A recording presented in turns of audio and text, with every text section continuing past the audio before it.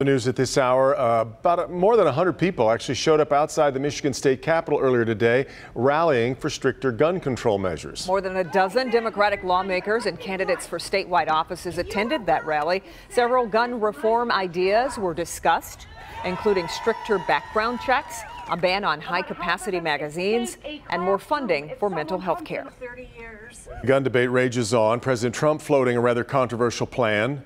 Arming teachers. We're also hearing more strong pushback from the NRA today. Ed Lawrence in Washington as both sides of the debate seem to be digging in. Ed?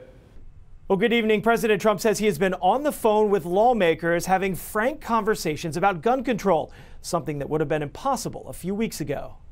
When do we want it? Now! With students around the country driving a passionate debate on gun control, President Trump appears to be listening. But today doubling down on his call to arm some teachers to prevent school shootings. I think we need hardened sights. We need to let people know, you come into our schools, you're going to be dead, and it's going to be fast.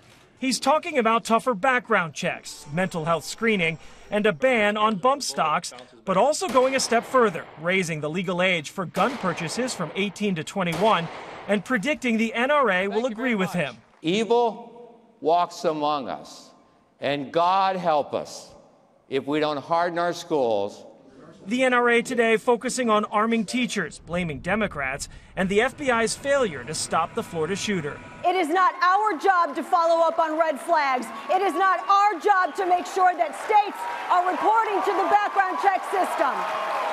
A handful of states already allow teachers to carry guns. Fred Gutenberg doubts a teacher with a handgun could have saved his daughter.